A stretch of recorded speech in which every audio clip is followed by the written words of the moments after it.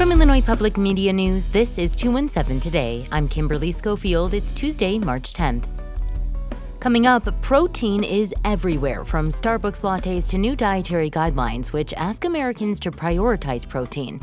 Where nutritionists stand on the new push for protein. More on that story in just a few minutes, but first, these headlines. For the first time in 2026, you're advised to stay aware for major severe storms this afternoon. The National Weather Service says storms may produce large hail and strong tornadoes after 3 p.m. today. Jeff Frame is a professor in the Department of Climate, Weather, and Atmospheric Sciences at the University of Illinois, Urbana-Champaign. He reminds us what it means if a tornado warning appears on your radio, TV, or smartphone. A tornado warning means that a tornado has either been spotted or detected on radar. And again, when you hear a warning, seek shelter immediately.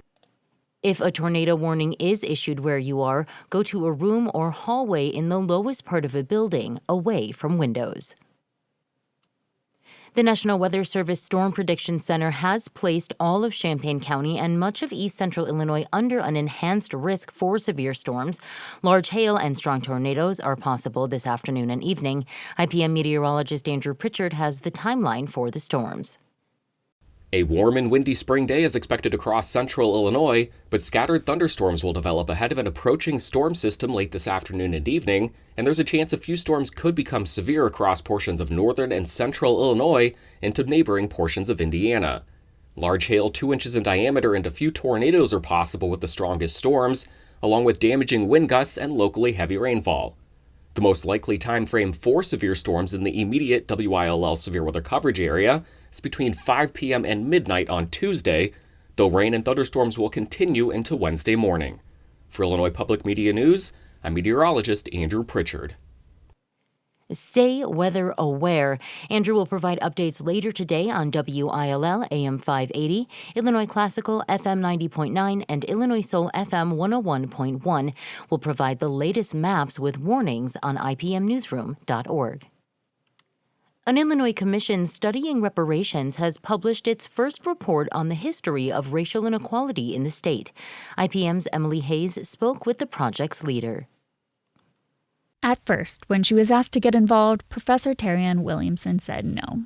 She was too busy to lead the state's first comprehensive investigation into racial harm, and she wasn't sure about wading into a project that could turn political. But the University of Illinois Chicago professor grew up in Peoria, and she wanted to make sure the report represented the experiences of all Black Illinoisans. As somebody who is a Black person from Illinois, this has happened to me my entire life, where you say Illinois and people assume Chicago. It's as if Chicago is the only place. The report outlines state laws that have harmed and excluded descendants of enslaved people. Williamson says even she learned details like which Illinois fortunes were built on slavery. I'm Emily Hayes with IPM News. An Australian biopharmaceutical company will make a $1.5 billion expansion in Kankakee. Capital News Illinois reports that CSL will add to its manufacturing facility by 2031. The company produces plasma therapies used in treating rare diseases and immunodeficiencies. CSL says the expansion will add 300 new high-skilled jobs to its existing 1,200 full-time workforce. Voters in Mahomet will have the chance to weigh in on an $8.9 million bond for the Mahomet Public Library in the primary election on March 17th. IPM Student Newsroom's Olivia Dvorak reports, if approved, the money would pay for a significant expansion to the library. Mahomet Public Library Director John Howard says the expansion is needed because shelves are at capacity and there's overcrowding in meeting spaces and in the children's area. When we have even a normal daily storytime program or whatever, it's just packed. There are moms sitting on the floor between the shelves trying to read to their kids.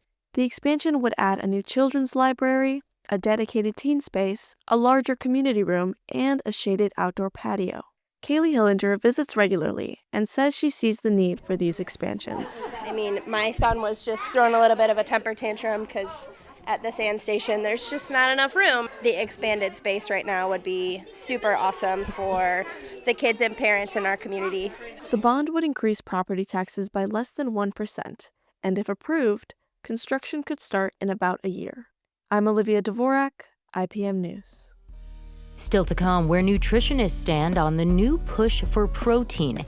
That story's coming up next on 217 Today, but first, meteorologist Andrew Pritchard with your forecast. I'm meteorologist Andrew Pritchard with your IPM News forecast for Champaign-Urbana. Today, look for partly cloudy skies with a chance of thunderstorms and a high of 78 degrees. A few storms could become severe late in the day, with the south wind 10 to 15 miles per hour. Tonight, cloudy with a chance of thunderstorms and a low of 58 degrees. Southwest wind 10 to 20 miles per hour. Tomorrow, cloudy with showers and thunderstorms likely and a high of 63 degrees. A west wind 15 to 20 miles per hour. Tomorrow night, partly cloudy with a low of 29 degrees. Northwest wind 15 miles per hour. And for Thursday, mostly cloudy and cooler with a high of 51 degrees and a northwest wind 5 to 10 miles per hour. Next time on the 21st show. 70 years ago this past weekend, future Supreme Court Justice Thurgood Marshall gave a speech at the University of Illinois. We'll listen back to parts of it and talk about the fight for equal rights 7 decades on. I'm Brian Mackey. That's next time on the 21st show. Join us at 11 a.m. on AM 580 and 6 p.m. on FM 90.9.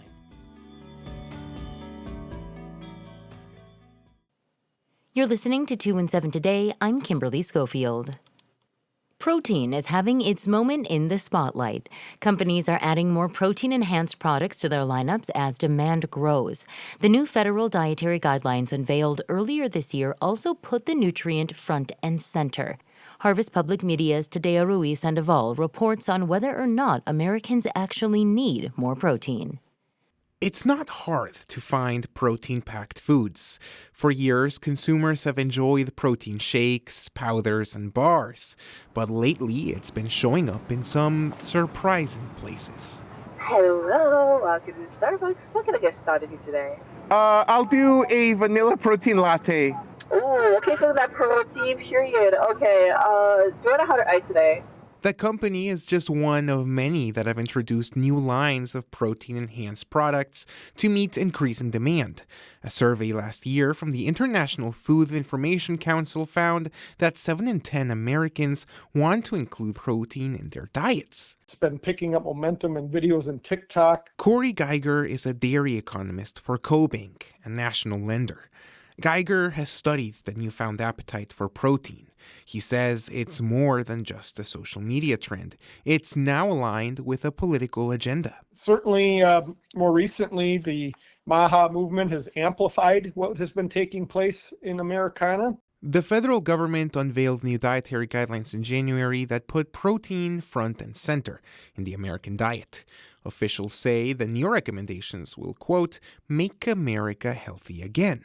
At a press conference announcing the changes, Food and Drug Administration Commissioner Marty Makary urged Americans to eat more protein. The old guidelines had such a low protein recommendation that we are increasing that by 50 to 100%. It's a change that dietitians across the country have mixed feelings about. Stanford University nutrition professor Christopher Gartner served on the board that made recommendations to the government. He says the administration largely ignored them, and he calls prioritizing protein bizarre. Americans have been a little short on calcium, potassium, fiber, and vitamin D. Protein was not and has never been in that list of things that we're short of. He points out that Americans are among the highest per capita consumers of protein-rich meat in the world. Cleveland Clinic dietitian Julia Zumpano says Americans are getting enough protein, mostly because they're consuming more calories than they need. Instead, she'd like Americans to be more mindful of where they get their protein. Occasional red meat, an abundance of fish, poultry, a regular intake of legumes and beans. Eggs are infiltrated in there. The main source of dairy protein is in the form of yogurt. Some nutrition experts think we do need more protein, like Stuart Phillips, a kinesiology professor at McMaster University in Canada. He agrees with the federal guidelines for protein intake. But Phillips thinks the new food pyramid overemphasizes the role protein should play in people's diets. It's just that putting them on the top means that they should be eaten the most and more often. That's the sort of implication of the way the pyramid is based now. and that's not necessarily a good thing. And he worries the new emphasis could encourage people to consume protein-enhanced products they don't need, especially if they don't exercise. Products, perhaps, like the latte I bought and am now about to enjoy. I'm Tadeo Ruiz Sandoval, Harvest Public Media. Harvest Public Media is a collaboration of public media newsrooms in the Midwest and Great Plains. That's it for today. 2 and 7 Today is produced by Juliana Means. Reporting today contributed by Reginald Hardwick, Andrew Pritchard, Emily Hayes, Capital News Illinois, Olivia Dvorak, and Tadeo Ruiz Sandoval. Music by the Kilbourne Alley Blues Band. Reginald Hardwick is our news director. I'm Kimberly Schofield. And a note about this podcast. Starting Monday, March 14th, it will go on hiatus. The IPM News team will be preparing for 2 and 7 Today to relaunch with you in mind, including breaking daily news stories that happen before the afternoon newscasts on All Things Considered. So stay tuned. 2 and 7 Today is a production of Illinois Public Media. Thanks for listening, stay safe, and we'll talk to you again tomorrow.